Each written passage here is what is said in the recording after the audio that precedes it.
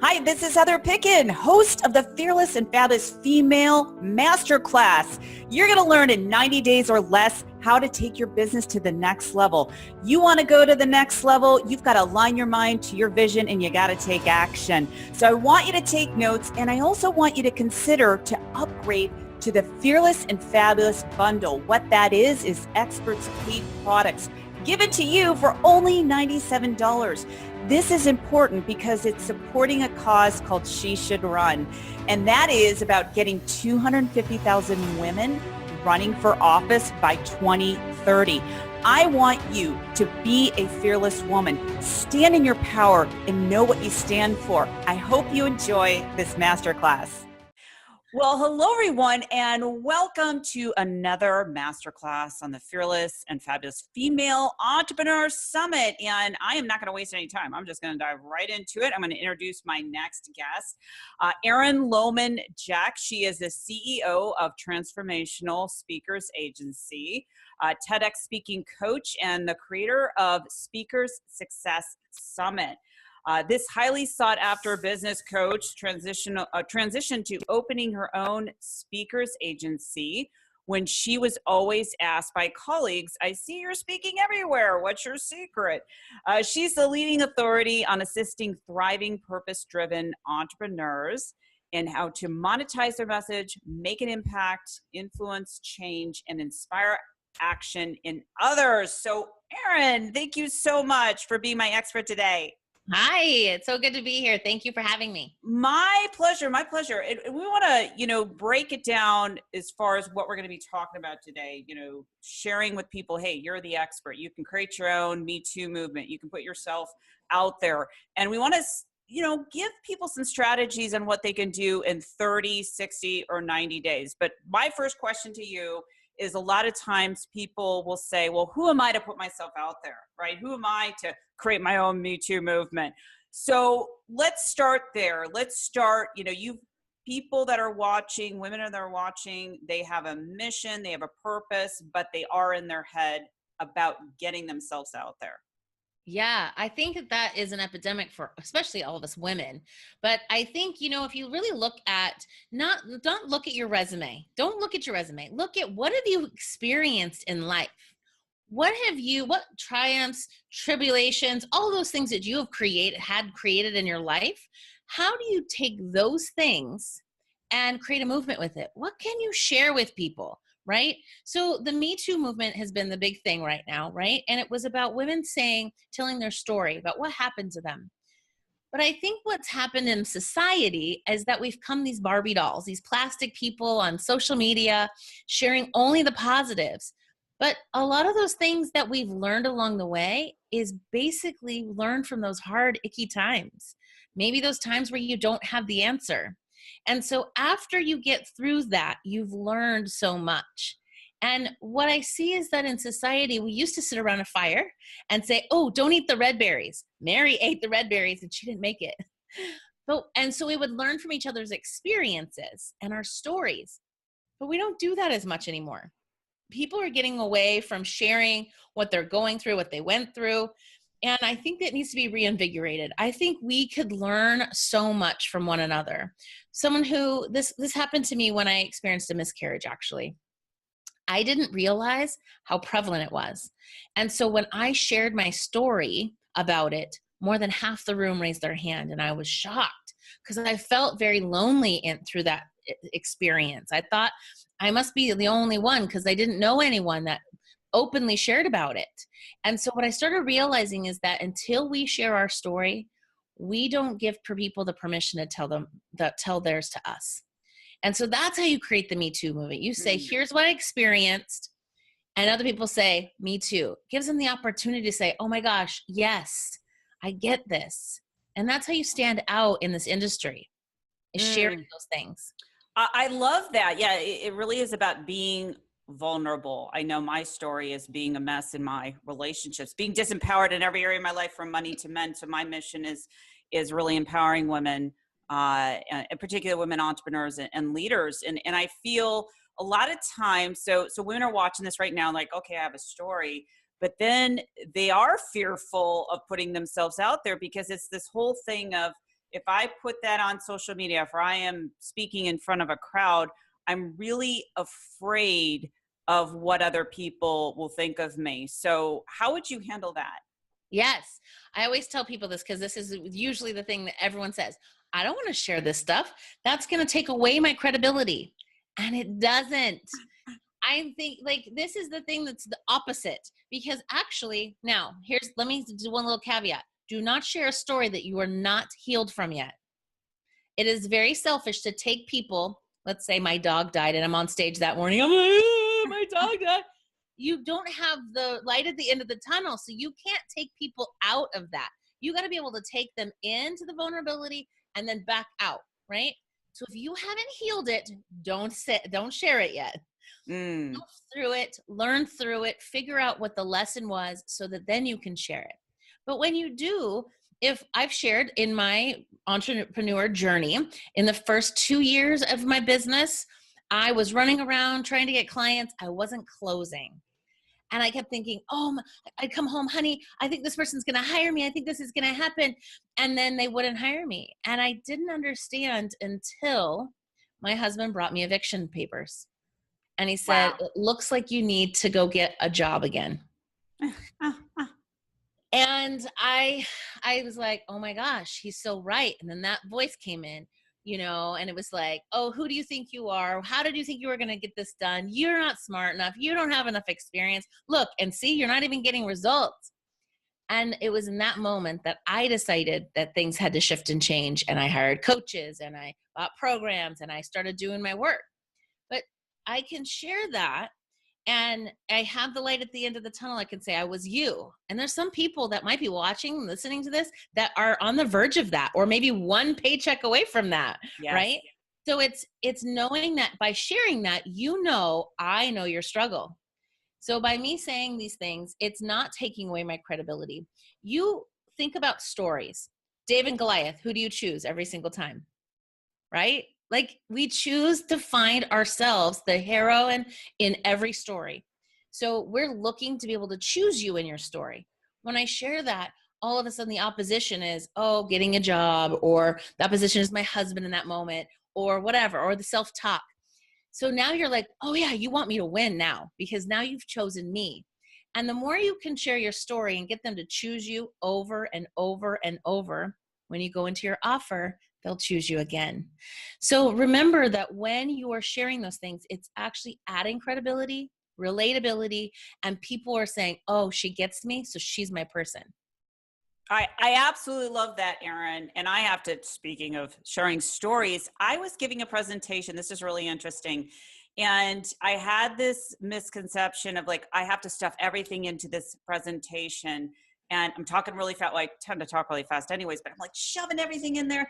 And I did okay. I got some clients from it and I was beating myself up. I remember going, God, why weren't you just yourself? And I was really upset at myself. I'm like, you know what? I'm going to use this as fuel and just be me. And I was so like nervous thinking if I'm me, there's no way people are going to want to, buy from me or whatever.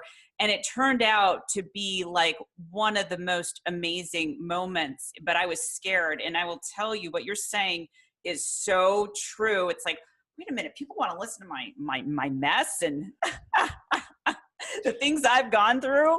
Right.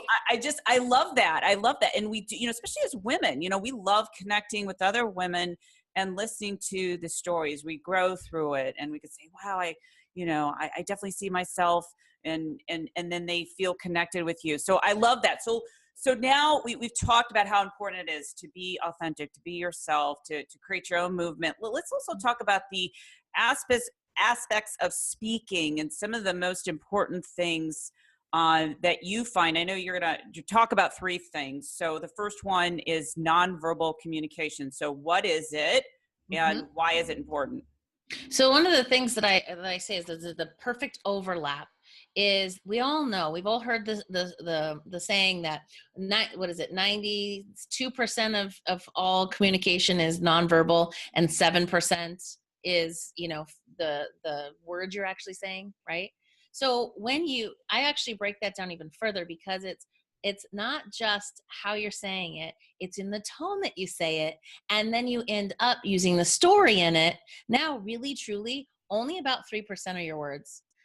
I could sit here and do jibber jabber, but if I was engaging and you saw my hands and you saw my face and you heard me go up in my tone and then you hear me go down, all of those things, you're going to go, ooh, what's going on? Even if I'm saying nothing. And there's a really fun video. It's a TEDx. If you look for it, it's like how to sound smart on a TEDx with saying nothing. He literally says nothing, but he takes off his glasses and he does these hand gestures and how he walks across the stage. And you're like, wait, he really is talking about nothing. And you're totally engaged. So that's what we do. And even on camera right now, one of the best things that I always say is when you're on camera, I'm going to try not to do it, is to actually use your eyebrows. So if I'm just talking to you like this and not using any of my facial expressions, you don't know how to read me.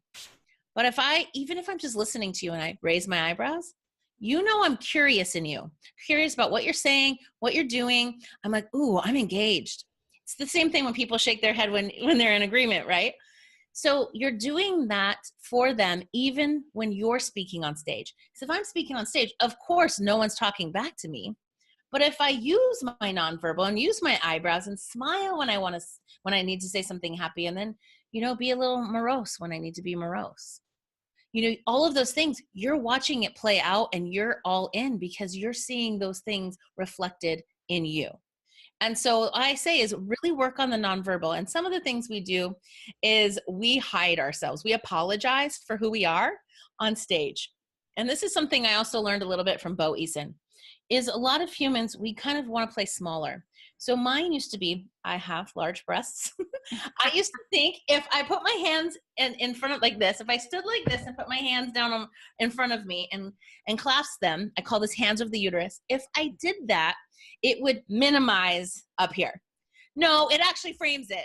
But if I stand with my hands to my sides, you take in the whole view, right? And so you look from toes all the way up. There's nothing blocking, nothing stopping.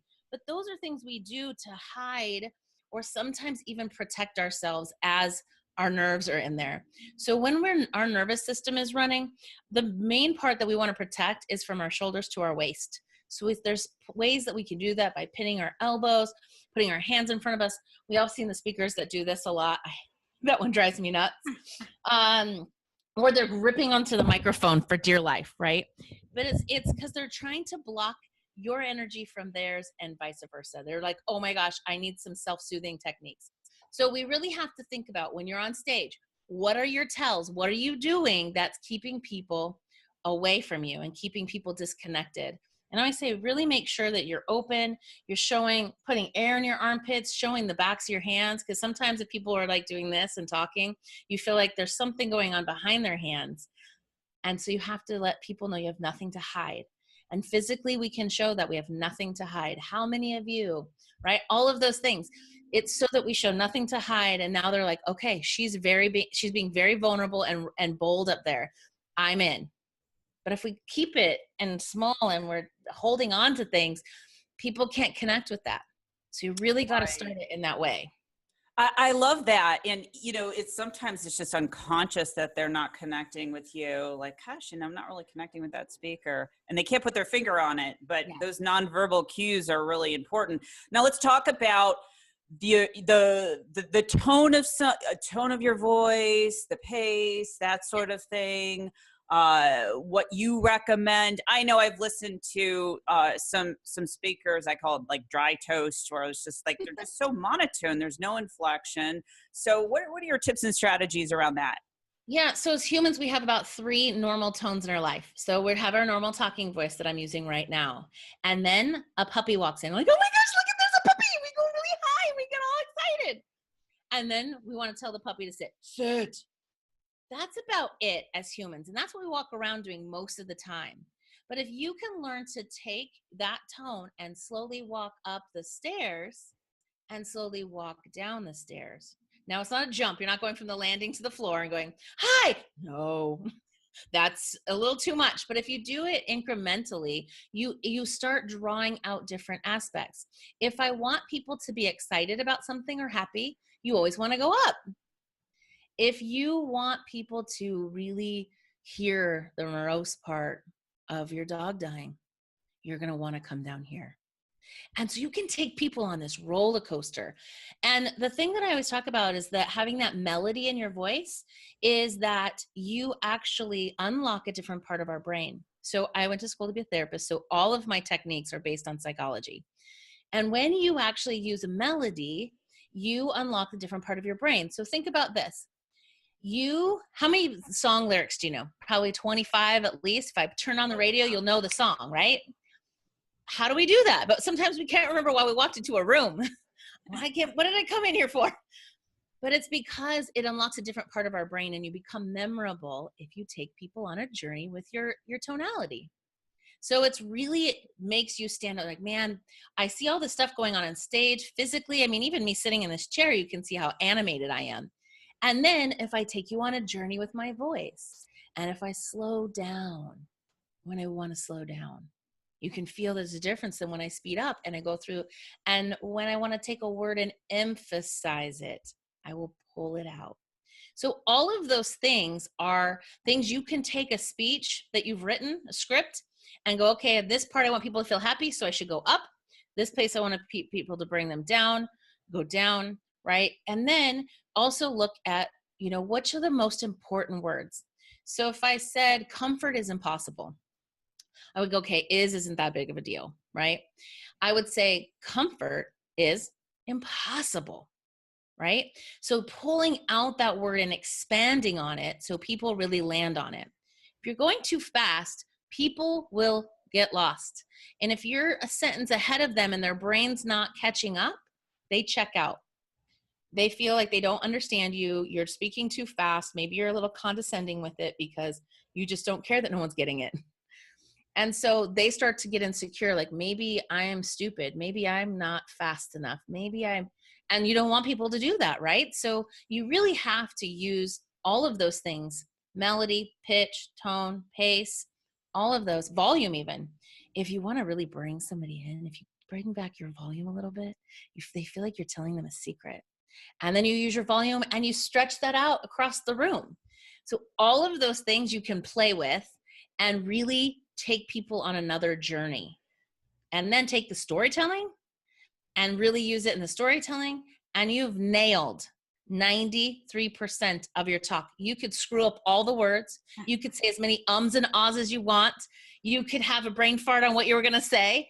People don't care because they're on a journey with you. And they're like, what did she talk about? I don't know, but she was fabulous. So using all those things really helps you. So stop worrying about what you're going to get up there and say. Stop, people come to me, I need to write this talk. I'm like, don't write it. It's your stuff. You should know it. And it's your story too. So shouldn't be memorized.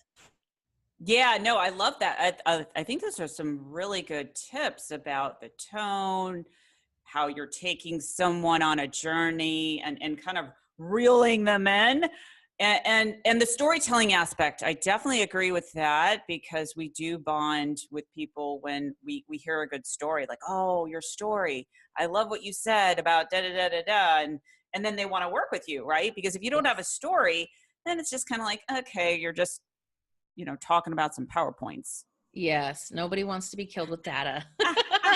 They really want a story. We don't go to the movies to watch one person walking through their life, moderating themselves about what they're doing. We take in what this person is doing and their facial expressions to what's happening, how they're reacting. So I always say it adds layers. If you can talk about the different perspectives of your story, that way you're kind of taking your story from different camera angles.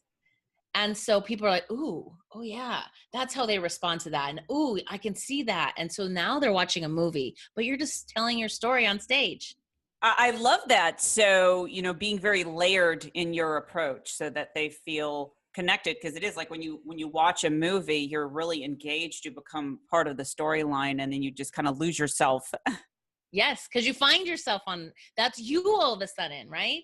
And one of the fun things that Bo Eason taught me, he was like, okay, write down your favorite 5 movies. If you don't know what you should be talking about and what's a theme that you should be sharing, write down your top 5 movies and what's the common thread. So mine, I think, were Rudy, Top Gun, Field of Dreams, Star Wars. I don't remember the last one. Anyway, what I looked at it was, it's the underdog. It's always the underdog that overcomes obstacles, that becomes enlightened, that gets the goal, all of those things. And I'm like, oh my gosh, that is the theme in my life. I came from a small little town in Idaho. I went hunting and fishing and camping. And now I'm like on big stages and in heels and getting all dolled up and people want to take pictures with me. It feels weird sometimes. But that's the thing, right? So find those things in your life. What are your themes? And, it's kind of funny because I always say, I'm very intuitive. So I do hear voices. So the field of dreams, right? If you build it. I'm like, well, I hear those voices. That's why I see myself. Yeah. I love it. I love it. Erin, these are really great tips that I think everyone can use right now. They can take exactly what you've talked about and create their presentation, create an amazing and engaging presentation. And we think about, what is the end result of giving a talk? Well, if you're in business, you're always wanting to attract more of your ideal clients, right? Yeah. And the thing with storytelling as well, at the end of that, is when I tell you my story, I'm actually releasing oxytocin in my body. And then when you feel like I'm telling you a story with vulnerability, telling you a story, then you start releasing oxytocin, and now we're bonded. So you could screw up the pitch. You could forget the pitch. I've done that before. I was so involved in just giving value that I forgot to give an offer. And they were like, wait. Well, how can we work with you? And I was like, oh my gosh, I totally forgot.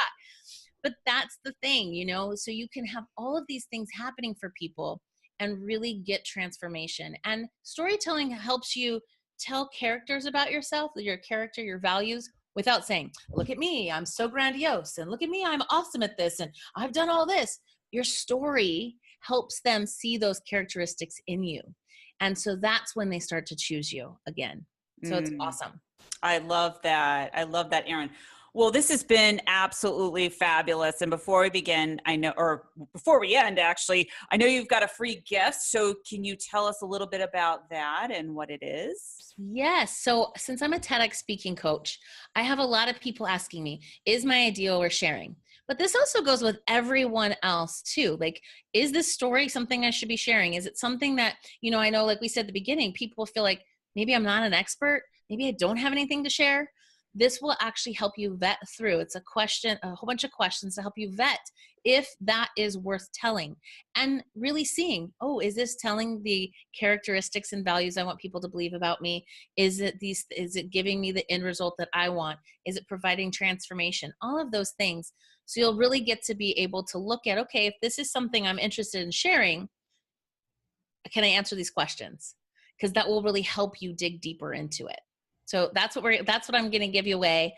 And I'm excited because this is the beginning, figuring out what your message is so that you can create a movement around it.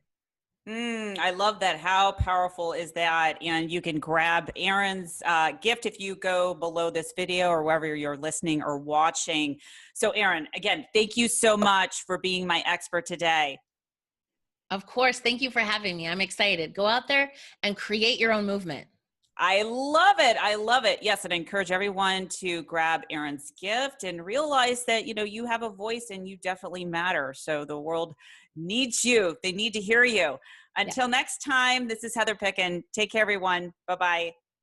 So I hope you enjoyed this masterclass. Now, my question for you is, what are you going to do in the next 90 days? I want you to take action that is aligned with your ambitious goal. When I work with clients, I actually show them how to change the neuroplasticity of their brain. And part of the process is really understanding, what goal, what action that I want to take is actually in alignment with my vision and mission and purpose. So you want to make sure that you have that.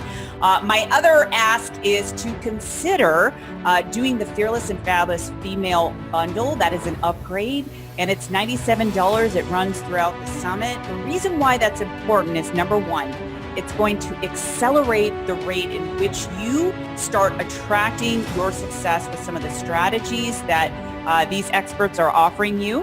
Number two, it's actually going to support a cause called She Should Run. As I mentioned earlier, it's about getting 250,000 women running for office by 2030. As women, we are so powerful. And I believe we're really living in an interesting time that we can change the world with our work. So again, I hope you consider the Fearless and Fabulous bundle, and I want you to take action, okay? I'm going to be checking up on you.